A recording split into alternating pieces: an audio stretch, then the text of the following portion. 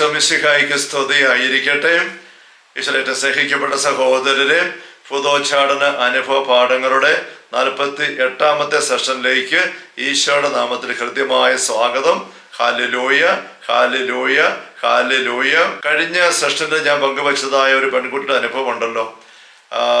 ക്രൂരതയുടെ രംഗങ്ങളുള്ള സിനിമകളും മറ്റും ആസ്വദിക്കാൻ പോയിട്ട് അവിടെ ഇങ്ങനെ പൈശാചികമായ സൈറ്റുകൾ ചെന്ന് കയറി അത് അവൾക്കൊരു വലിയ പൈശാചിക ആവാസത്തിനുള്ള അവസരമായിട്ട് പരിണമിച്ചുവെന്ന്.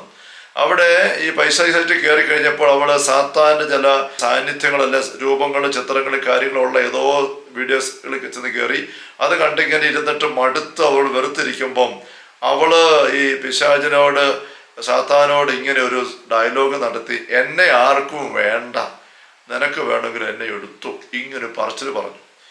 അവിടെയാണ് അവൾക്ക് ബന്ധനം വന്ന് കയറിയത്. നേരെ ആവാസം വന്ന് ആ ക്ഷണം സംഭവിച്ചു. ഇവിടെ രണ്ട് കാര്യമാണ്. ഒന്നിപ്പോൾ നമുക്ക് ചിന്തിക്കാം, എന്നെ ആർക്കും വേണ്ട എന്നൊരു പറച്ചിൽ അവൾ പറഞ്ഞു. നമ്മൾ ഈ ആർക്കും എന്നെ വേണ്ട എന്ന് പറയുന്നിടത്തൊരു പരിത്യക്ത അവസ്ഥ, നിരാശ അവസ്ഥയാണ്. ദൈവത്തിന് നമ്മെ വേണം. ദൈവം ഒരിക്കലും നമ്മളെ ഉപേക്ഷിക്കുന്നില്ല. നമ്മൾ എത്ര പാപത്തിൽ പെട്ട് കിടക്കുമ്പോഴും പാപചിത അകന്നു പോകുന്നിടത്ത് പോലും നമുക്ക് വേണ്ടി കാത്തിരിക്കുന്നവനാണ് ദൈവം. യെശയ്യാ 65:1-2 വാക്കുകൾ നമ്മൾ വായിക്കുന്നുണ്ടല്ലോ. എന്നെ അന്വേഷിക്കാതെ എന്നോട് കലഹിച്ച് സ്വന്തം വഴിക്ക് സ്വന്തം ആലോചന പിന്തുടർന്ന് അകന്നു പോകുന്ന ജനത്തിൻ്റെ നേർക്ക് ദിവസം മുഴുവൻ ഞാൻ കാര്യങ്ങൾ വിരിച്ചു പിടിച്ചു. ഈശോ വന്ന് പഠിപ്പിക്കുമ്പോഴും ദൈവത്തെക്കുറിച്ച് പറയുന്നത്, കാണാതെ പോകുന്ന ആടിനെ കണ്ടുകിട്ടുവോളം അന്വേഷിച്ചു പോകുന്നു ഇടയൻ, അല്ലെങ്കിൽ കാണാവോ നാണയം കണ്ടുകിട്ടുവോളം ആ സ്ത്രീ വീട് അടിച്ചു വാരി തിരയുന്നു. സുഹൃത്തുക്കളുടെ ഉമേരും നമ്മൾ കാണുന്ന അപ്പൻ ഇങ്ങനെ മകൻ വരുവോളം കാത്തിരിക്കുകയാണ്. അപ്പൊ നമ്മൾ എത്ര പാപത്തിലും തകർച്ചയിലും ഞെരുക്കത്തിലും എന്തെല്ലാം പോയാലും ദൈവം ഒരിക്കലും നമ്മളെ ഉപേക്ഷിക്കുന്നില്ല. അപ്പോൾ എന്നെ ആർക്കും വേണ്ട എന്നുള്ള നിരാശയുടെ ഒരു ചിന്ത കയറി വരുന്നത് അത് പൈശാചികമായ ഒരു അവസ്ഥയിലേക്ക് നമ്മളെ തുറന്ന് ദൈവത്തിൽ നിന്ന് അകറ്റിക്കൊണ്ട് പോകുന്ന ചിന്തയാണ്. കൊരിന്ത്യർ സഭയ്ക്കുള്ള 2ാമത്തെ ലേഖനത്തിലെ പൗലോസ് അപ്പോസ്തലന് ആ കൊരിന്ത്യർ സഭയിലുണ്ടായിരുന്ന ഒരു വ്യക്തിക്ക് പൗലോസ് അപ്പോസ്തലന്റെ അറിവോടും സംഭവത്തോടും കൂടെ ആ സഭാ സമൂഹം നൽകിയ ഒരു എന്തോ തിന്മ ചെയ്തൊരു വ്യക്തിക്ക് ആ സമൂഹം നൽകിയ ഒരു ശിക്ഷയെക്കുറിച്ച് പരാമർശിക്കുന്നുണ്ട്. ആ സംഭവം നമുക്ക് കൃത്യം മനസ്സിലാകുന്നില്ലെങ്കിലും ആ ശിക്ഷയിൽ പെട്ട വ്യക്തി ഇങ്ങനെ വല്ലാണ്ട് വേദനിച്ച് ദുഃഖത്തിൽപ്പെട്ട് ഇങ്ങനെ മാറി നിൽക്കുന്നു. ഈ എക്സ്കമ്മ്യൂണിക്കേഷനിൽ സസ്പെൻഡ് ചെയ്യപ്പെടുന്നൊരു അനുഭവം. അങ്ങനെ നീങ്ങുമ്പോൾ അപ്പോസ്തലനോട് പറയുകയാണ്, ഇനി നിങ്ങൾ ആ വ്യക്തിയോട് ക്ഷമിച്ച് അവന് നിറക്കുള്ള നിങ്ങളുടെ സ്നേഹം അവന് ഉറപ്പ് കൊടുക്കണം. 2ാം ലേഖനത്തിൽ 2 കൊരിന്ത്യർ 2 നമ്മളിങ്ങനെ വായിക്കുകയാണ്.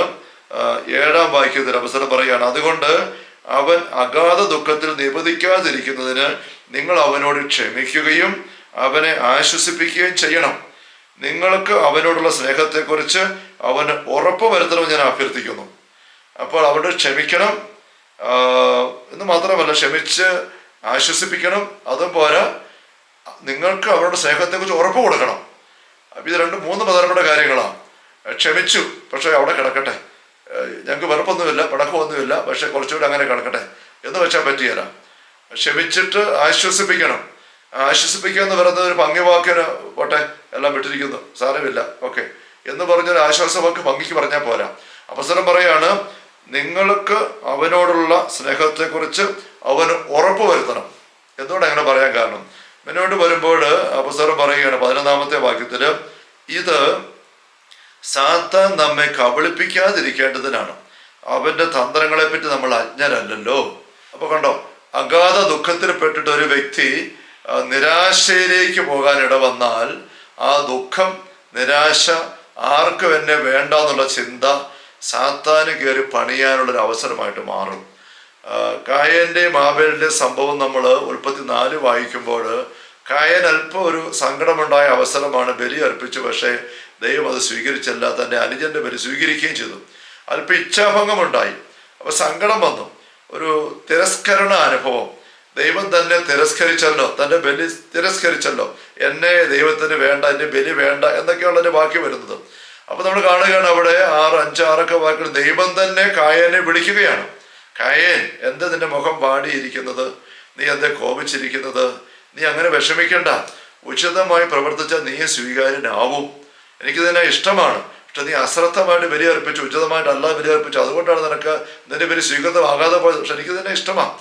നീ നല്ലത് നന്നായിട്ട് പ്രവർത്തിക്കുന്നില്ലെങ്കിൽ പാപം വാതിൽക്കൽ പതിയിരിപ്പുണ്ട് എന്ന് പറയുമ്പം പതിയിരിക്കുന്ന പാപം ഒരു പ്രവൃത്തിയല്ലേ. പക്ഷെ പതിയിരിക്കുന്ന പാപം ജീവനുള്ള ഒരു സാന്നിധ്യമാണ്, അത് സർപ്പമാണ്. അത് നിന്റെ താല്പര്യം വെച്ചിരിക്കുകയാണ്, നീ അതിനെ കീഴ്പ്പെടുത്തണം.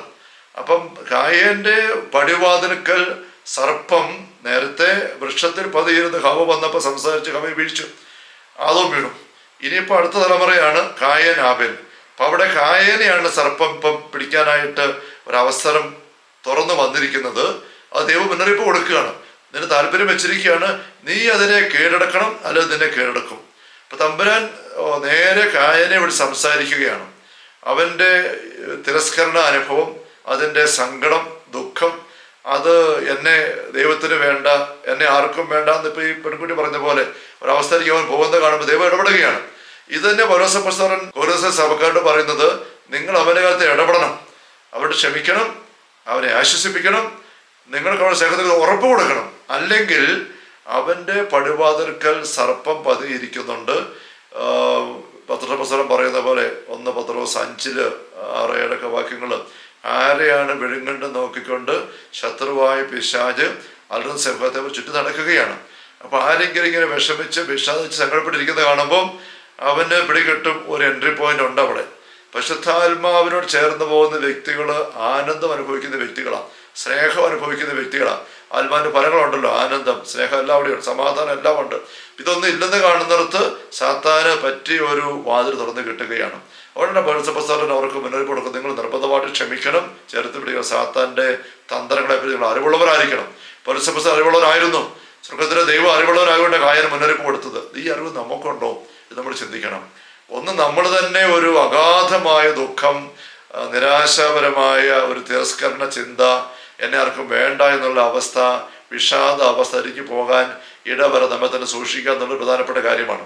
അതോടൊപ്പം ഇവിടെ പുസ്തകം പറഞ്ഞ് വെച്ച് നോക്കുമ്പോൾ നമ്മളുടെ ഉത്തരവാദിത്തരും ജീവിത മേഖലയിലുമുള്ള ഏതെങ്കിലും വ്യക്തി ദുഃഖത്തിന് അടിപ്പെട്ടിട്ട് എന്തെങ്കിലും കാര്യത്തിന് വരായിക്കോട്ടെ, അഗാധമായ ദുഃഖത്തിൽ നിബന്ധിച്ച്, പ്രത്യേകിച്ച് എന്നെ ആർക്കും വേണ്ട അങ്ങനെയുള്ള തിരസ്കരണ അനുഭവത്തിൽ കൂടെ മുന്നോട്ട് പോയി നിരാശയിലേക്ക് പോകാനിട വരുന്നുണ്ടോ, അങ്ങനെ ആ വഴി ചലിക്കുന്നുണ്ടോ എന്ന് നമ്മൾ എപ്പോഴും ജാഗ്രത എടുക്കണം.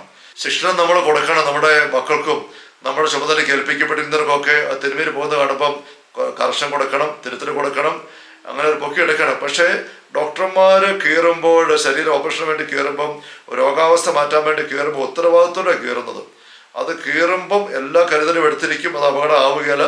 കീറി കഴിഞ്ഞിട്ട് നല്ലപോലെ മരുന്ന് വെച്ച് സ്റ്റിച്ചിട്ട് പിന്നെ ഒട്ടിച്ച് ആ മുറിവ് കരിയാനുള്ള മരുന്നും കൊടുത്ത് റിക്കവറി റൂമിൽ കുറേ ദിവസങ്ങൾ നേരിട്ടുള്ള സൂപ്പർവിഷൻ സൂക്ഷിക്കും. പിന്നെ അപ്പുറത്തെ മുറിയിൽ മാറ്റിയിട്ട് വന്ന് നോക്കും, ദിവസവും 2 പ്രാവശ്യം ഡോക്ടർ വന്ന് നോക്കും എങ്ങനെയുണ്ടെന്ന്.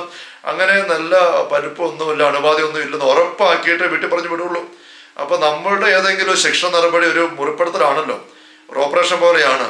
അത് നമ്മൾ ഏതെങ്കിലും വ്യക്തിയെ വിധേയപ്പെടുത്തുന്നുണ്ടെങ്കിൽ അത് സെപ്റ്റിക്കായി, അത് പൈശാചിക അണുബാധ ഉണ്ടാകാതെ കരിഞ്ഞ് സൗഖ്യപ്പെട്ട് ആ ഒരു ഓപ്പറേഷൻ വഴി കിട്ടേണ്ട സൗഖ്യ അനുഭവം എന്തായിരുന്നോ, മുറിച്ച് കളയേണ്ട കാര്യം മുറിച്ചു പോയി ആൾ സൗഖ്യം വരുന്ന നമ്മൾ ഉറപ്പാക്കാൻ നമുക്ക് സാധിക്കണം. ആ ഒരു ജാഗ്രതയാണ് പൗലോസ് അപ്പോസ്തലൻ എടുക്കുന്നത് നമ്മൾ കാണുന്നത്.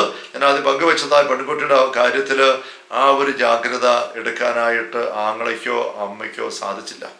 അതാണ് അവളെ സാത്താൻ്റെ അവസ്ഥയ്ക്ക് തുറന്നു കൊടുക്കാൻ ഇടവന്ന് പോയത്. Hallelujah, hallelujah.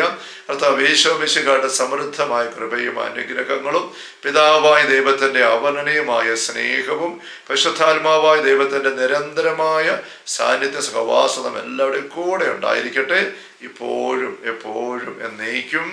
ആമേൻ. Ave Maria, Ave Maria, Ave Maria. യേശുമിശിഹായ്ക്ക് സ്തുതിയായിരിക്കട്ടെ.